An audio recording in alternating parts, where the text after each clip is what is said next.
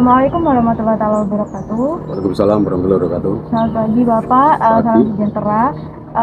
Semoga kita diberikan kesehatan di pagi hari ini. Baik, di sini saya selaku perwakilan dari kelompok 8 ingin mewawancari Bapak seputar penguatan nilai persatuan dan kesatuan di lingkungan Bapak. Pertanyaan pertama, menurut Bapak, bagaimana kondisi lingkungan Bapak saat ini jika ditinjau dari segi nilai persatuan dan kesatuan?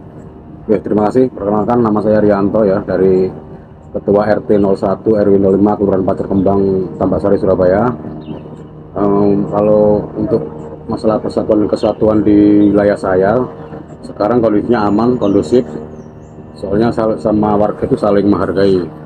Seandainya kan ada masalah, pasti cepat untuk menangannya. Soalnya sudah ada komunikasi dengan RT sebelumnya. Untuk kondisi lingkungannya kondusif ya Pak? Kondusif. Bagaimana cara Bapak menciptakan kekondusifan di antara warga Bapak? Paling mudah itu kita tuh sering-sering kumpul-kumpul warga. Jadi sebagai RT sering keliling, sesama warga itu saling apa ya, kita sering kumpul-kumpul seperti ada kegiatan di PKK, terus posyandu, sama pertemuan rutin di RT. Jadi itu yang membuat kita tuh lebih guyup gitu, Pak.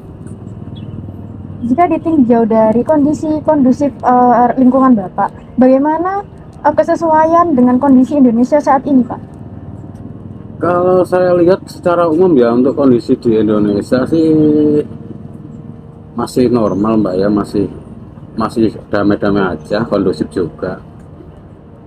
Jadi nggak ada masalah kalau saya rasa ya, untuk di Indonesia loh ya, untuk masalah keamanan loh Mbak ya. Nggak tahu lagi kalau yang seperti yang di Papua tuh gimana, saya kurang mengikuti gitu. Kalau untuk Indonesia secara umum itu masih aman.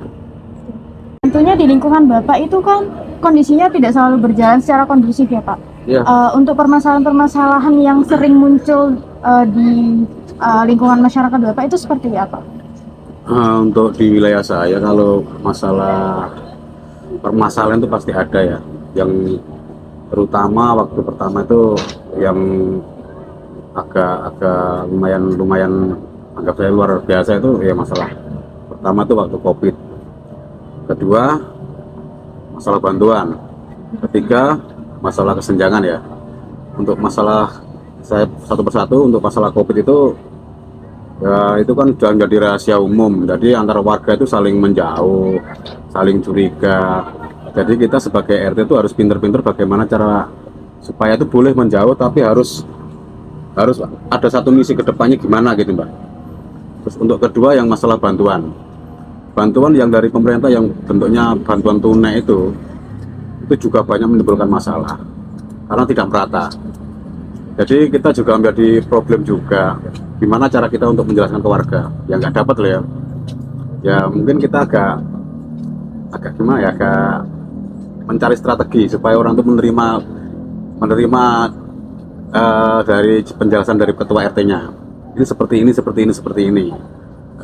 Umpamanya ya mungkin belum saatnya, mungkin gantian gitu, seperti itu Mbak. Untuk ketiga, sekarang itu masalah kesenjangan ya.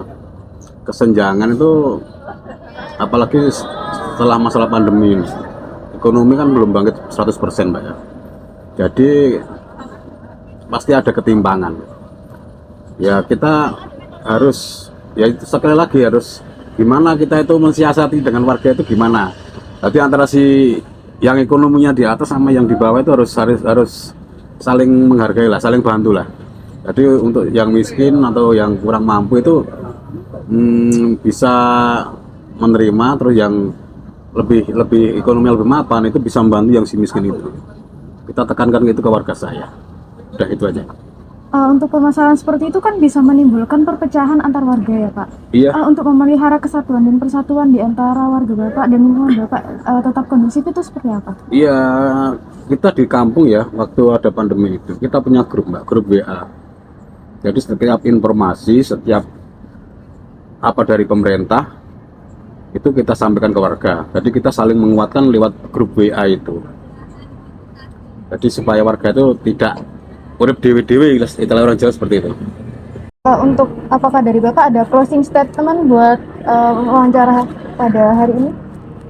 Untuk closing statement, Ya saya cuma menilai ya untuk Indonesia saat ini masih kondusif, masih aman. Apalagi untuk wilayah yang terkecil di wilayah KRT saya aman, terkendali, nggak ada masalah. Baik Bapak, terima kasih atas waktu dan kesempatannya pada hari ini untuk wawancara mengenai penguatan nilai kesatuan dan persatuan dalam diri masyarakat Indonesia. Saya selaku perwakilan dari kelompok 8 ucapkan terima kasih kepada Bapak. Sama-sama. Terima kasih. Kembali lagi bersama saya dari kelompok 8. Di sini saya akan mewawancarai salah satu mahasiswa UNAIR dari Fakultas Kedokteran. Untuk narasumbernya dipersilakan untuk memperkenalkan diri. Perkenalkan, nama saya Gavin Aksa Chandra Livio. Saya dari Fakultas Kedokteran. Saya di sini diwawancari sebagai Presidium Angkatan 2022.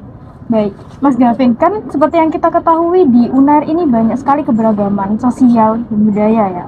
Menurut Mas Gavin ini kondisi lingkungan di UNAIR sendiri itu bagaimana? Oke, untuk di UNER sendiri, kalau saya amati semisal dari kelas PDB saya, kan kalau di UNER tuh banyak bertemu dengan banyak fakultas di kelas PDB ataupun ada di lingkungan FK-nya saya sendiri, itu di kelas ataupun di kepanitiaan dan sebagainya. Saya rasa dari keberagaman itu sangat beragam, dari masyarakat sangat beragam, dari berbagai daerah juga, dan saya rasa cenderung relatif kondusif, meskipun ada beberapa teman-teman yang memang belum sesuai dengan standarnya norma toleransi dan sebagainya, cuman cenderung relatif kondusif.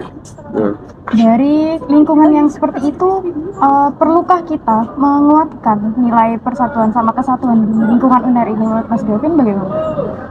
Menurut saya tentu perlu banget, karena menurut saya itu dasar ya kita sebagai berwarga negara gitu.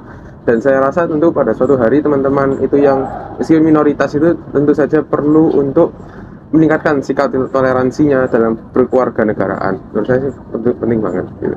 Mungkin selama di UNAIR Mas Gavin pernah menemukan suatu kejadian diskriminasi atau belum pernah? Pernah, meskipun ini sangat jarang sekali terjadi, tapi ada.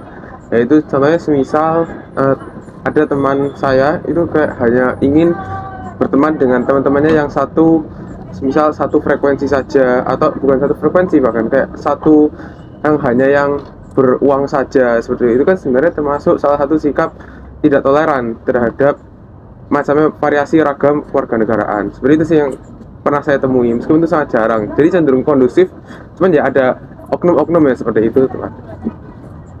Lalu cara yang bisa kita lakukan untuk mengatasi masalah tersebut itu bagaimana?